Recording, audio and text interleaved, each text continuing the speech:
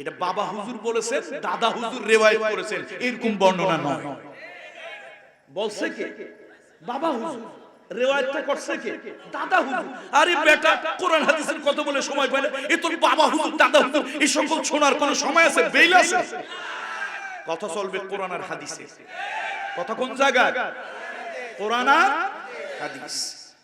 রাসূলুল্লাহ সাল্লাল্লাহু আলাইহি ওয়াসাল্লাম সহিহ বুখারীর কথা, কথা যদি আমার হয়, আমার বিরুদ্ধে যে কোনো শাস্তি দিবা, কোনো অসুবিধা নেই। আর তোমরা তো শাস্তি দাও আমরা জানি। মুলা চুরিতে হয় কারো ফাঁসি, আর কেউ সাপ খুন করার পরেও চুলে লাগায় কলম, এয়ার কন্ডিশন রুমে থাকে, মুখে থাকে তার জামাই আদরের হাসি। কারো মুলা চুরিতে হয়, আর কেউ সাপ খুন করার পর চুলে লাগায়, মুখে থাকে জামাই আদরের হাসি। ভাইরা, পৃথিবী হইছে এখন এরকম, পৃথিবী হইছে এখন এরকম। বুখারীর বর্ণনা বলতেছি, বুখারীর বর্ণনা। রাসূলুল্লাহ সাল্লাল্লাহু আলাইহি ওয়াসাল্লাম ভালোবাসার নবী, নবুয়তের জিবরাইল আমিনকে তার আসল সুরতে রাসূল সাল্লাল্লাহু আলাইহি ওয়াসাল্লাম দেখলেন।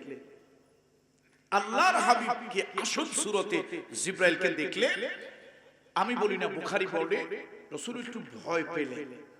মা খাদিজার কাছে এসে বললেন, জাম্মিলুনি জাম্মিলুনি, আমাকে একটু বস্ত্র দিয়ে, কম্বল দিয়ে, চাদর দিয়ে ঢাকো।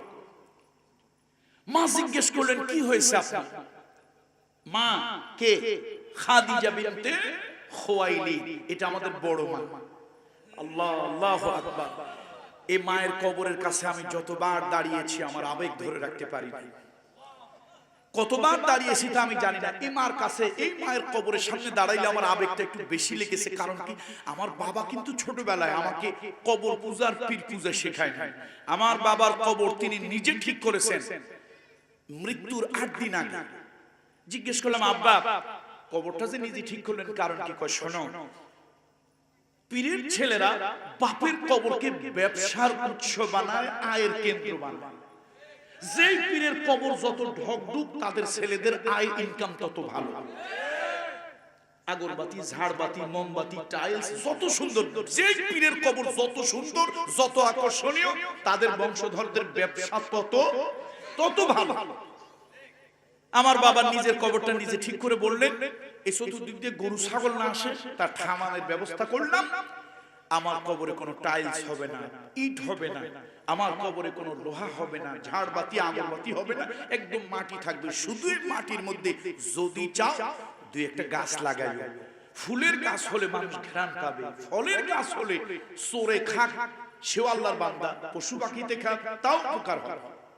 গাছ জিকির করবে।